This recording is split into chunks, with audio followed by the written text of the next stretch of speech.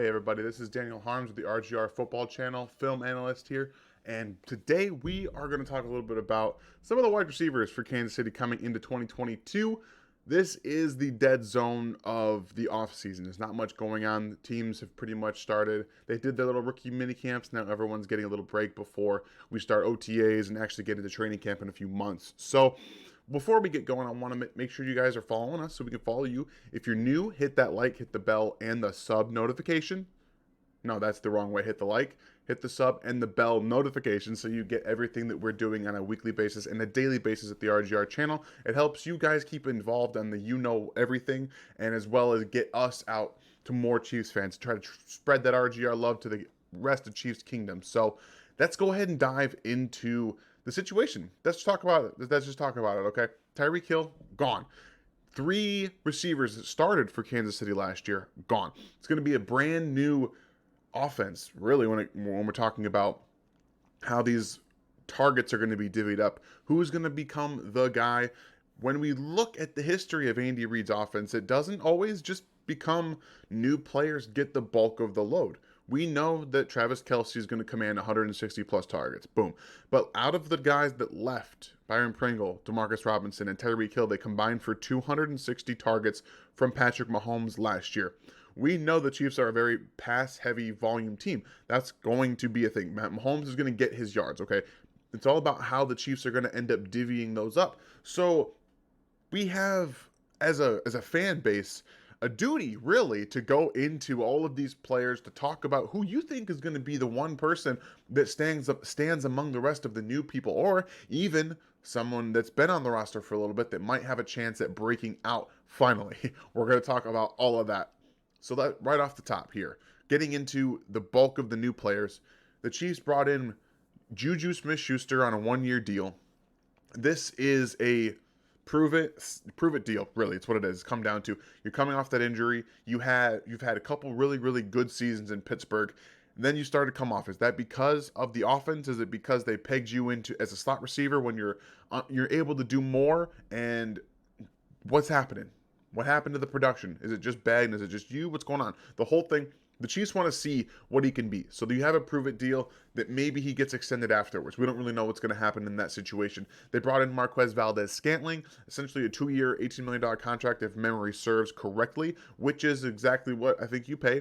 But I mean, when I say 2 years, I mean they can cut him after that. It's it's 3 years and then 27-ish, 28. I don't remember off the top of my head, but that is around in the realm of what we're looking at with Marquez Valdes-Scantling.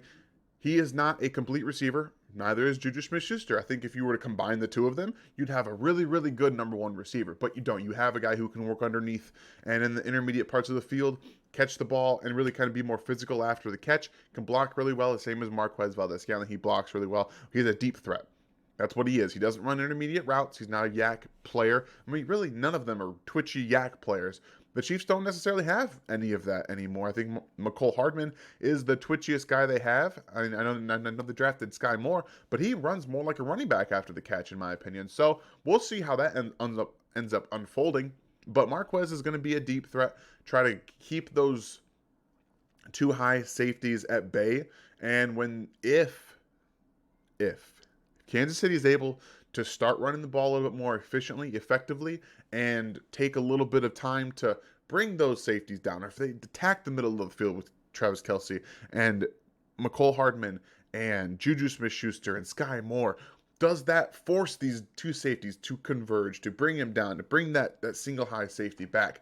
And then you have Mecole Hardman and Marquez Valdes-Scantling. They could take those angles to that safety and really make issues. So we're going to see what Valdes-Scantling can do in this offense. Can he become better than he was in Green Bay? I'm not really so sure that he can. So we're going to see. I hope so.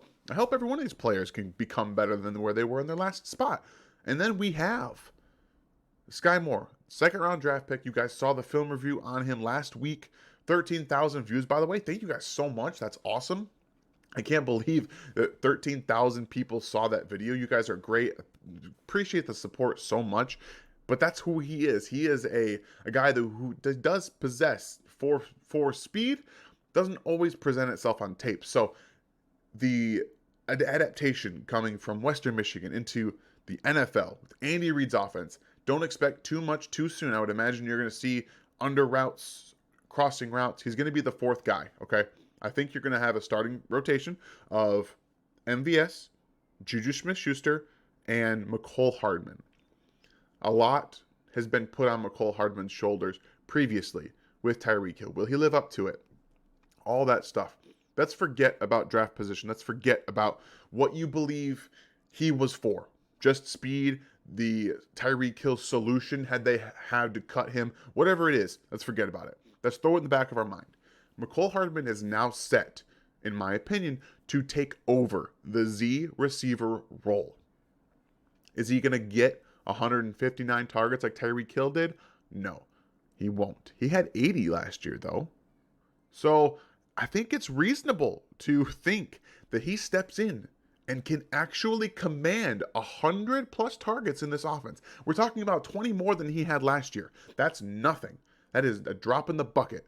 He had a 73% catch rate with those targets, catching 59 of them. You know, he's been pretty decent. I know we've had some issues with him not being on the same page with Mahomes, not learning the playbook, not being the standard that we all assumed he was going to be with the second round pick.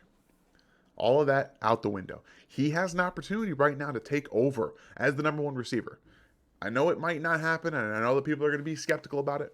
I believe that he's going to go over 1,000 yards this year. He's going to get 100 plus targets in this offense, and I truly, truly believe that used properly, much like other players on this roster, he can become a legitimate threat in Andy Reid's offense with Patrick Mahomes as the quarterback. So, we've talked about the big guys. Let's talk a little bit about some of the other guys. A lot of people want Josh Gordon to make this roster. I get it. I think he's got an outside chance. I'm not sold that he does. We'll see. Obviously, a little bit older. Doesn't offer much in separation. We thought he was coming in to be a bigger body guy that can catch the ball at the catch point. He dropped a ton of them last year. Let's equate that to a little bit of rust. Off-season under the system. Let's just hope that he can get his legs underneath him, can catch the ball a little bit better this year. If he does that, he will make the roster. If he can show that he can be a 50-50 ball catcher and be a deep threat in the terms of going and get it and being a guy that you can maybe score touchdowns with, he'll make the roster. Then you have Daurice Fountain, a lot of people's darling from last year that didn't end up making it, but he plays special teams. He'll be a gunner on this offense. Does he make the roster?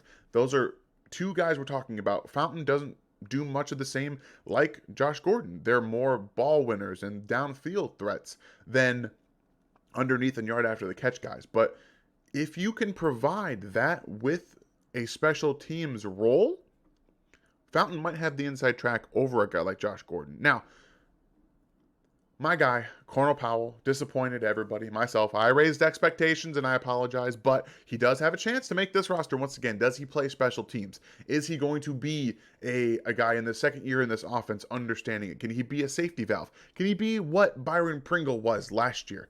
That's his way to making this roster. If you can be a guy that can maybe play a little bit of special teams, but can produce and be a trusted catch possession receiver in this offense, you can make the roster, okay? So the last guy that we all know that everyone wants to make it is Justin Ross. Can he be what he was last year? A little bit better off of that whole foot problem. The neck and the spinal fusion surgery isn't an issue for his production, okay? It's more of an issue about getting hit in the right way. We don't really know how it's going to affect him. The issue playing is his foot fracture. He played through it last year. Hopefully all that checks out like the Chiefs said that it did and it was fine. But I'm hoping that he's able to get back to more of the player that he was in 2019. Hopefully they can make him a little bit better. He's a pretty decent route runner for his size and his actual skill set. So if we can get back to that, he's also got a chance to make this roster. So really, there's two roster spots for these four guys that I just mentioned. Who's going to get them? I don't know. The bulk of the work is going to Mecole Hardman, JuJu Smith-Schuster, Marquez Valdes-Scantling, Skyy Moore. Those are going to be your four receivers. Boom. That's the four rotation that they're going to have. And then you bump in Travis Kelce. What's this going to look like? I think it's going to look like two guys that can stretch the field, an MVS and Mecole Hardman, and then a bunch of guys you can do underneath with. So you have this ability to really... Okay, go ahead. So you have this ability to really be able to spread the ball around, attack different parts of the field while still holding that deep shot ability. Patrick Mahomes is the reason, as much as Tyreek Hill is, that they were able to attack downfield. Mecole Hardman can do that. MVS can do that. Mahomes, most importantly, is the reason they can do that, okay? He can get the ball down there easy. How is this going to shake out? Like I said, I think Mecole is going to have a great year. Some of those targets are going to go to Travis Kelce. We know that. The big thing is, which contributor outside of Travis Kelce has the biggest season? What I want from you guys, okay? That's what I want to hear. I want to hear what you guys think. Which guy is going to have the best season? I want you to give me the yardage, touchdowns that he has. Who's the most surprising contributor that maybe we don't see coming? That's what I want you. And then out of the top 3 guys that the Chiefs brought in, and MVS, JuJu Smith-Schuster, and Skyy Moore, who has the best overall season? Doesn't matter about yards, just who you think is going to have the best season.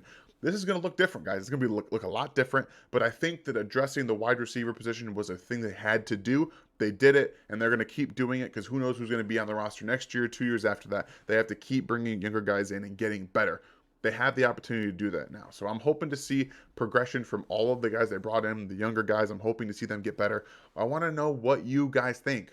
Who's going to be the best? This is it. This is the chance for the Chiefs to show that they can adapt, basically. What are they going to do with it? Are they going to take it? Or are they going to look like they did last year? If they look like they did last year, there's a problem. Unfortunately, we won't know until September. Again, if you guys are new, make sure you hit that like and the sub and the bell notification. Greatly important for us, greatly important for you. Tomorrow, I will have a George Karlaftis film review. I will be unbiased. I promise you, from the bottom of my heart, it will be an unbiased film review. So make sure you tune into that. And then Chief in the North on Thursday, you have Rogue Head Huddle on Friday with Stevie and Gooch, I believe, should be coming up. You guys make sure you have a fantastic rest of the week. We are going to fill all of your Chiefs needs and news needs as much as we can. Hopefully we get a little bit more news this next week to have something more to talk about besides skepticism. So please have a great day, and I'll see you guys next time. Thanks for watching this video from the team at RGR Football. Click these videos to see more and subscribe to RGR Football.